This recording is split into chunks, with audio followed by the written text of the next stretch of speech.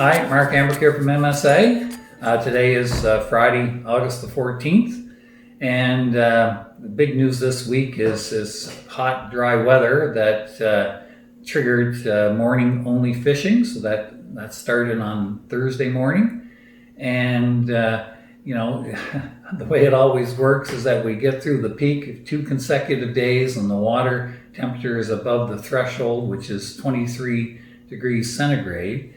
Then that triggers the morning only fishing. And now we look at the weather forecast and it's going to be cooler. So I really expect that on Monday, when DFO looks at the water temperature data again, that it will be reopened for Tuesday for full day fishing again.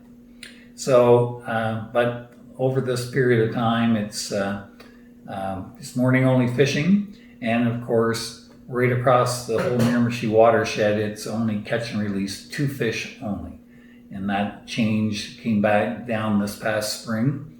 And there were some issues in the wording of the regulations, but that's all been cleared up. So it's definitely catch and release 2 salmon only. With this warm weather and low water conditions, remarkably, we're not seeing many dead salmon on the river.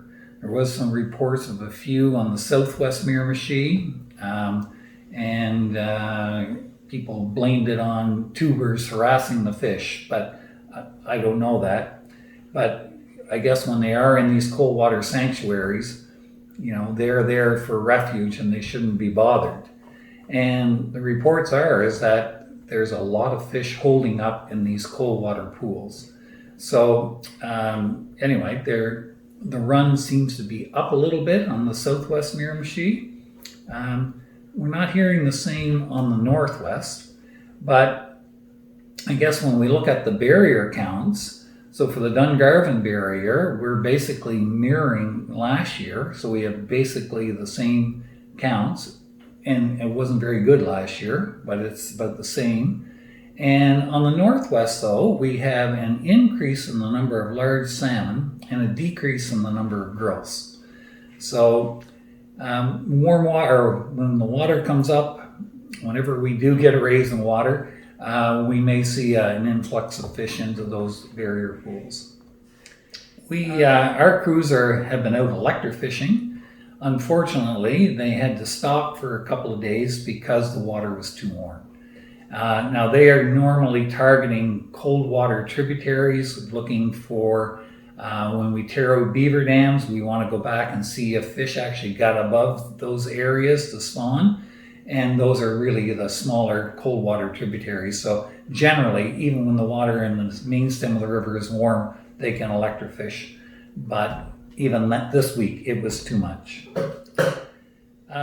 In the news this past week was 2 articles that really caught my attention because they both relate to the Miramichi. Parks Canada has been very proactive in fisheries-related issues. First of all, certainly in Fundy National Park, where they've implemented a smolt to adult supplementation program, putting numbers of adult salmon in each fall. And even now this summer, they're getting returns, repeat spawners coming back from those fish. And it was amazing to see them in that upper Salmon River where the water is so low, but those fish still came back. And normally it's a fall return river. So there's actually fish in there early, and they're expecting lots of fish to come back this fall. The other Parks Canada story is in Banff National Park. They are going to route on 2 lakes because of invasive species. And one is our eastern brook trout. But, so Parks Canada, invasive species, eradicate. And we're trying to do the same with smallmouth bass here in the Miramichi. So kudos to Parks Canada. We have a new online auction that's just started. A couple of great fishing trips in there for day trips. And for Blackbrook Salmon Club, Ledges Inn, you should check that out. It closes August the 26th, and Blackbrook is for the first part of September, and Ledges is around the same time. And our tuna draw this week was a rollover. It was someone that didn't pay. So that's a rollover. It'll make that pot grow a little bit better for next week. So not much news this week, but we're in the dog days of summer. But we can hope for cooler temperatures next week, and maybe we'll see a few more fish on the move. Okay, till next week, take care. Don't forget to subscribe to our channel and turn on that notification bell so that you can stay up to date with everything happening here at the Miramichi Salmon Association.